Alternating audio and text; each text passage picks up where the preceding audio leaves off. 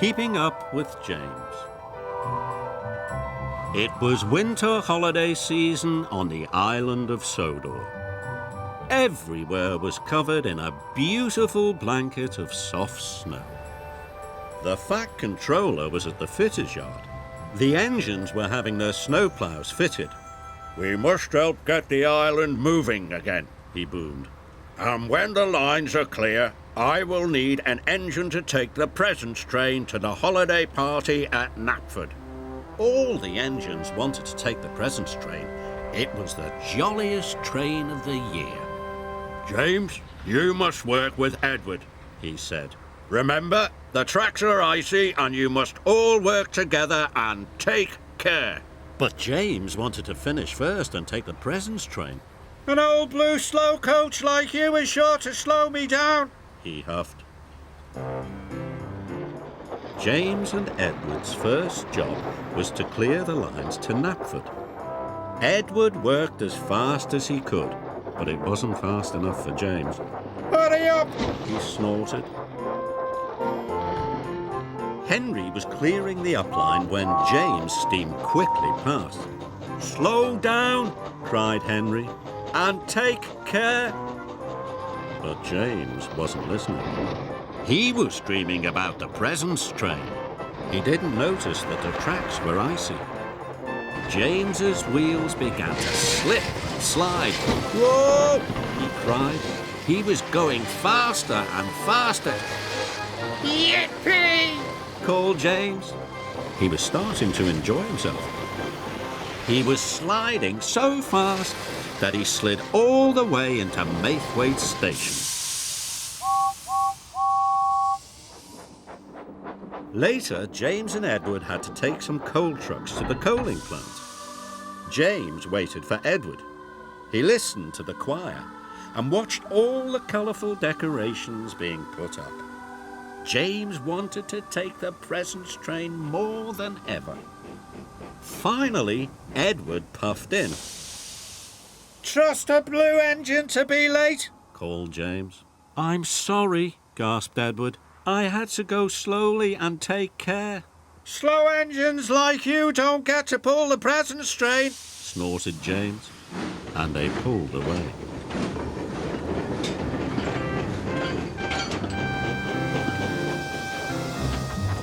James raced to the coaling plant as fast as he could. Must be first," he puffed. James reached the top of Gordon's Hill. The tracks were icy and James started to speed up. Edward wasn't happy. James's wheels started to slip and slide. "Whee!" cried James. "This is the way to get the job done fast." James thought it was the best slide ever. At the coaling plant, James and Edward's train had been filled with coal. Edward called to James, "You must slow down and take care." "I am taking care," replied James. "Taking care to finish first. I'm going to pull the presents train." And James pulled out.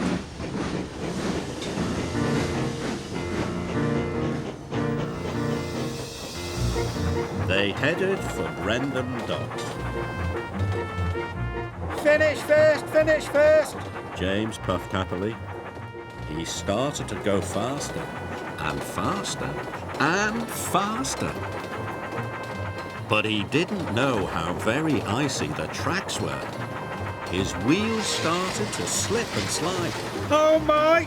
cried James, and he applied his brakes as hard as he could. Edward tried to brake as well, but it was too late.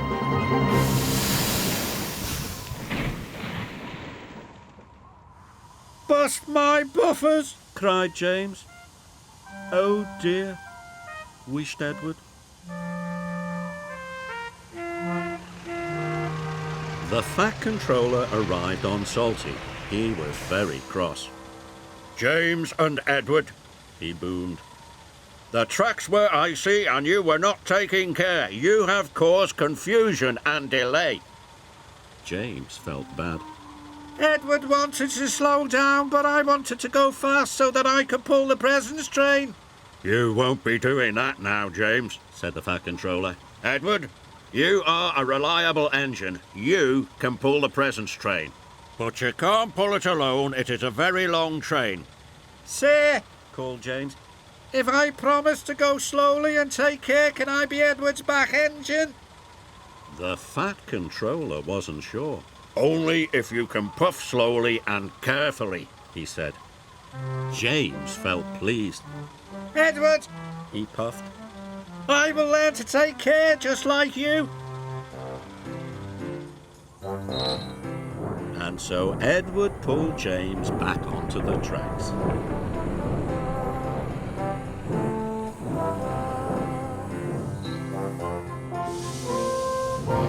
Later, at Brendam Docks, the two engines collected the presents train and set off carefully for Knapford.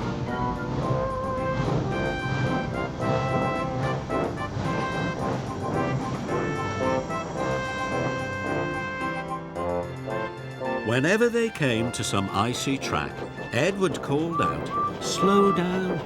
And now James slowed down.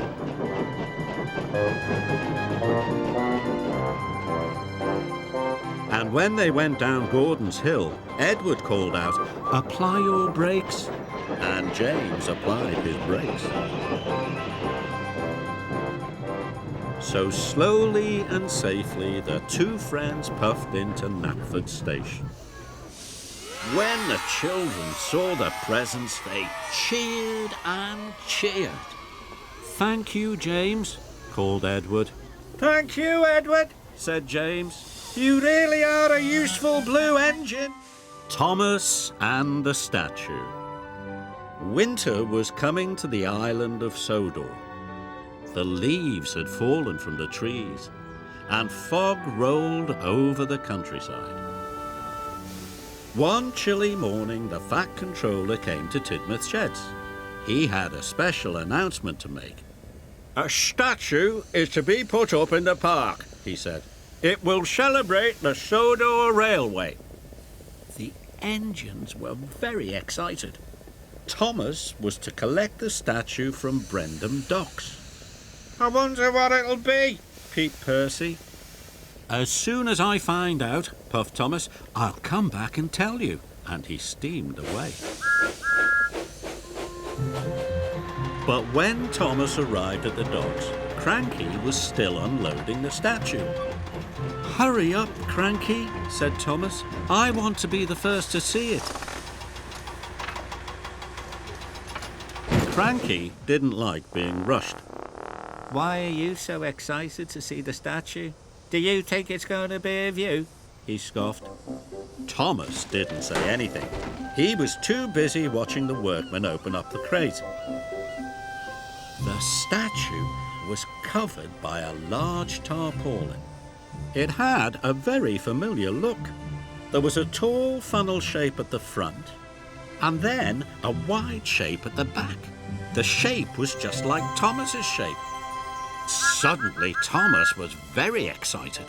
"Perhaps," he whistled, "it really could be of me." That night, Thomas couldn't wait to tell the other engines about his statue. But when he arrived at the sheds, all the engines were asleep. Thomas was too excited to sleep. He peeped his whistle to wake Percy up.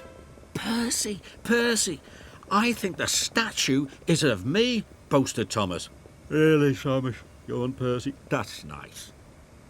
"It would be wonderful to have my very own statue," tooted Thomas. He couldn't wait for morning to come. The following day, the Fat Controller told the engines they were to go to the washdown. All except Thomas. He was to collect more things for the statue. First, Thomas went to Wellsworth Station.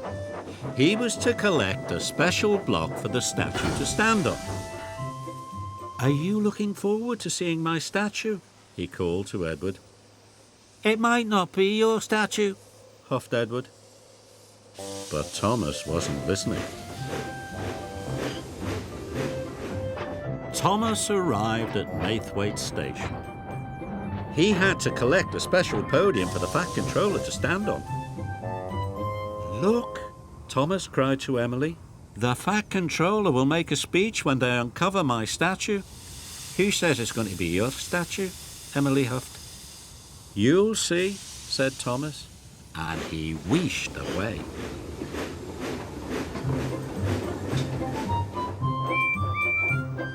Percy arrived as Thomas's trucks were being unloaded. Thomas started to talk to Percy about his statue again. "Please stop talking about the statue," peeped Percy. Thomas was surprised. "No one wants to hear about it anymore. No one wants to talk to you anymore," Percy added crossly. "And neither do I." Thomas was left all alone. No one was talking to him. Thomas felt very sad. Thomas steamed towards Tidmouth Sheds. It had started to snow heavily, but Thomas kept going as fast as he could. He had to try and put things right with his friends. But when he arrived at Tidmouth, the Fat Controller was there. He looked worried. "The tracks to Peel Station are blocked. None of you will be able to get to the ceremony," he said sternly. "I'll clear the tracks," tooted Thomas. "I don't want you all to miss the party." The other engines were very surprised. They knew Thomas didn't like wearing his snowplow. Clearing the tracks would make Thomas late to see his statue. But the Fat Controller was pleased. "You must work very hard, Thomas," he boomed. "There's a lot to do." Thomas steamed off. He could not let them down. Thomas felt silly for showing off. No wonder no one was talking to him. There were still lots of tracks to clear, but it didn't matter to Thomas if he was late. Thanks to Thomas, everyone was able to get to Peel Station. They gathered near the statue.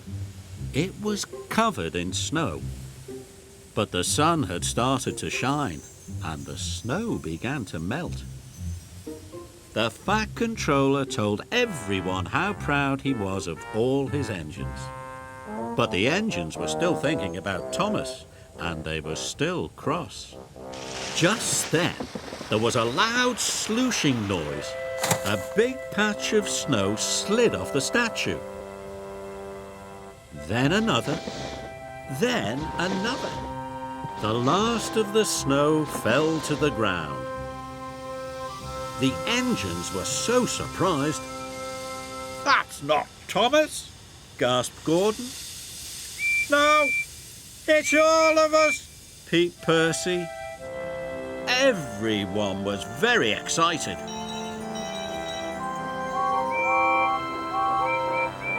Thomas pulled up. He was very surprised when he saw the statue. "It's not of me at all," he cried. Thomas was very relieved and very happy.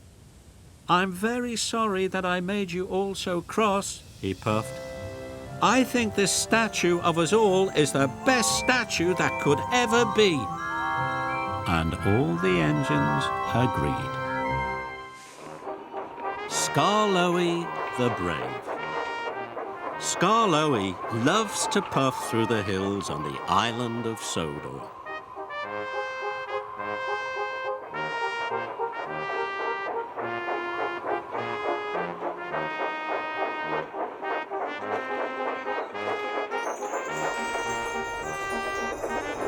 His favourite place is a pretty village high up in the mountains.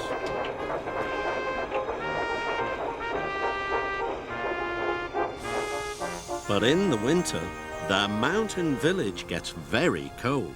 So it's important that the engines deliver coal to the village. The houses must be snug and warm. One morning, Rheneas was delivering his empty trucks to the incline.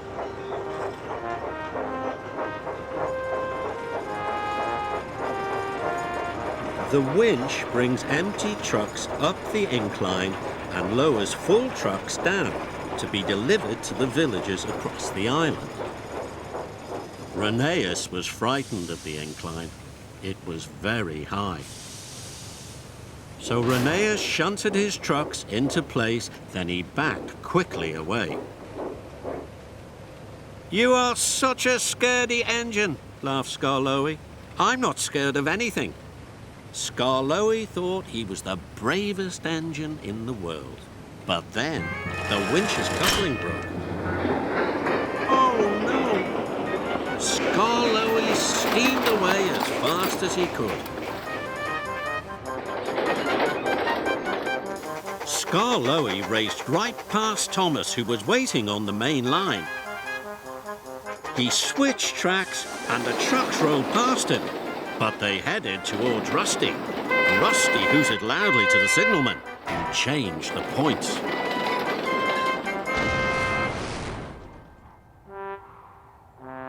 Soon the thin controller, Mr. Percival, arrived. "Well done, Rusty," Mr. Percival said.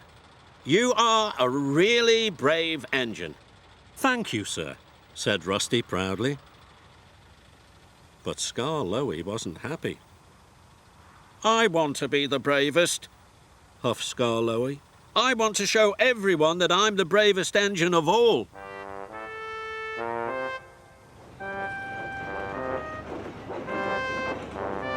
The next day, Skarloey was shunting trucks onto the incline. "How can I prove I'm the bravest?" he puffed to himself.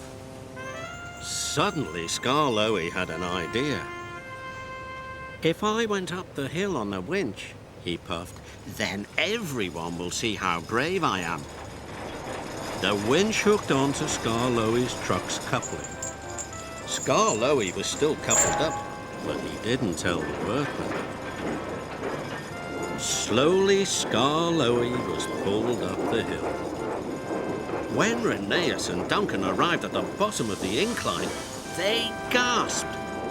"Look at where Skarloey is," puffed Rheneas. "That is the bravest thing to do," chuffed Duncan. Duncan cheered and Rheneas blew his whistle. Skarloey felt prouder than ever. Look at me, he puffed. At last, Skarloey reached the top of the incline. "I'm the bravest engine in all the world," he called. But Skarloey was too heavy, and the winch broke. "Whee!" puffed Skarloey as he raced down the hill. But when he got to the bottom, he couldn't stop. Skarloey raced all the way to the transfer yards. He raced past a very surprised Thomas and straight into the snowbank. Mr. Percival was very cross. "Skarloey, you have broken the winch," he said. "The mountain village will get no coal today, and it is very cold." Skarloey felt very bad. "The village won't be snug and warm," puffed Skarloey sadly, "and it's all my fault." Suddenly, Skarloey had an idea. "There's only one thing to do," he puffed. "I will have to collect the coal myself."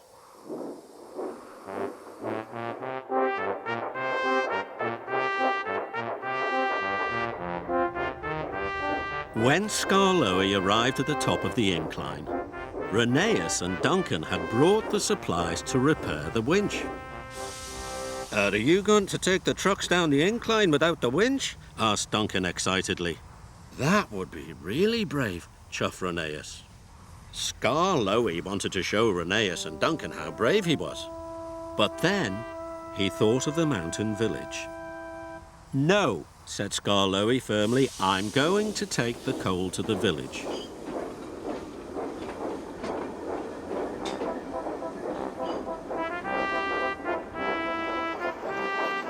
So he puffed slowly and carefully back down the steep track. No one was there to see him working hard. No one cheered or blew their whistles. But it didn't matter. What mattered was getting the coal to the village.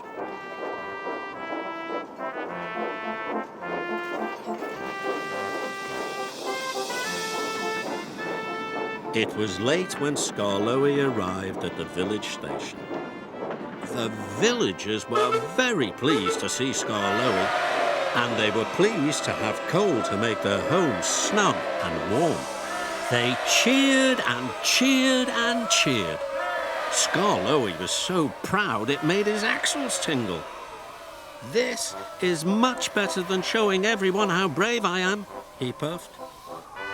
And it certainly was. Thomas and the Golden Eagle. There are many different animals on the Island of Sodor. There are deer, cows and sheep, and lots of beautiful birds. One morning, the Fat Controller came to Tidmouth Sheds. "A golden eagle has been seen at Bluff's Cove," he said. "It is a very special bird. Bird watchers are coming from far and wide." Thomas and Percy both wanted to take the bird watchers to Bluff's Cove and to see the golden eagle, but the Fat Controller chose Emily. "Percy, you are to collect milk from the dairy," said the Fat Controller. "And Thomas, you are to collect stone from the quarry. It must reach Brendam docks before the boat sails." The Fat Controller left. Thomas and Percy were disappointed. "I wish I were taking the bird watchers," Percy said sadly. "And I wish I could see the golden eagle," puffed Thomas as he set off. Thomas arrived at the quarry. There were trucks of stone as far as the eye could see.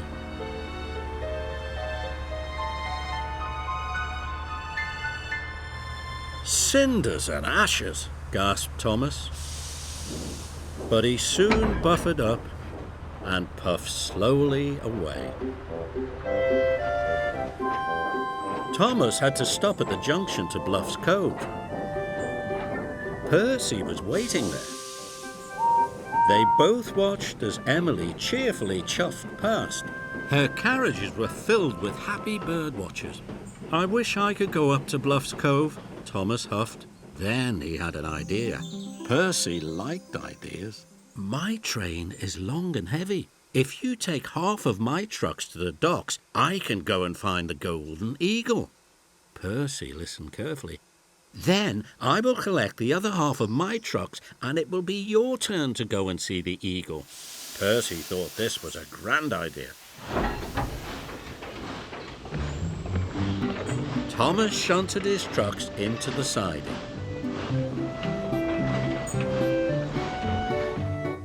"It will be quicker to take half of the trucks to Brendam docks," Thomas said happily to Percy. And he headed for Bluff's Cove.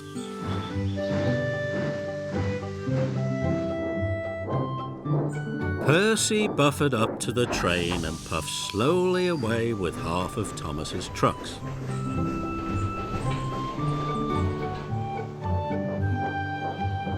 Thomas arrived at Bluff's Cove in no time at all.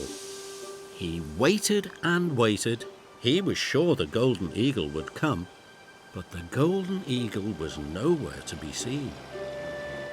Thomas was disappointed. Then Bertie the bus pulled up. "The golden eagle has been seen on Gordon's Hill," he called. "How exciting! I must get there right away," cried Thomas. And he set off for Gordon's Hill at once. Thomas was so excited about seeing the golden eagle, he couldn't think of anything else. He forgot about the trucks full of stone. And he forgot about Percy. Percy had taken half of Thomas's trucks to the docks. Now he headed for the dairy to deliver the milk. He was happy. He'd have time to see the golden eagle. When Percy passed the siding near Bluff's Cove, He was surprised to see Thomas's half of the truck still there. If the boat sails without them, Thomas will be in trouble, worried Percy. Percy decided to help his friend. Percy buffered up to the long line of trucks and slowly puffed away.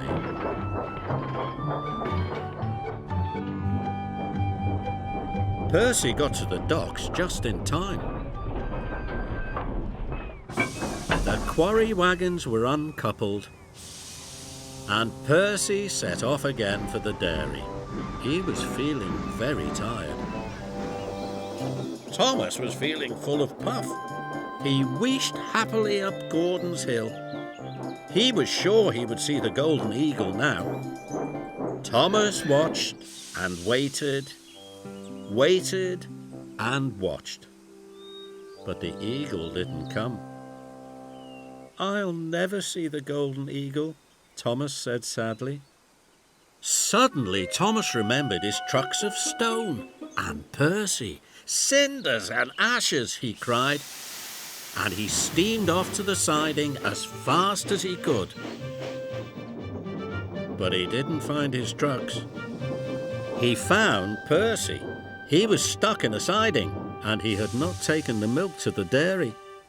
"I took all your trucks to Brendam," peeped Percy, "but now I've run out of coal." Thomas realised now that Percy couldn't see the golden eagle, and it was all his fault. Bertie the bus tooted excitedly. "The golden eagle has been seen back down the line," he called. "Hurry, Thomas!" "I must take the milk to the dairy," cried Thomas, "or Percy will be in trouble." The dairy manager was waiting when Thomas arrived. He delivered the fresh milk just in time. Then he set off to rescue Percy. Together, Thomas and Percy puffed slowly to the coal depot. But on the way, they were astonished to see there, high on the rocks, not one, but two golden eagles. Thomas and Percy watched the two beautiful birds. "Seeing two golden eagles is a wonderful thing," puffed Percy. "But not as wonderful as helping a friend," said Thomas, and they both happily agreed.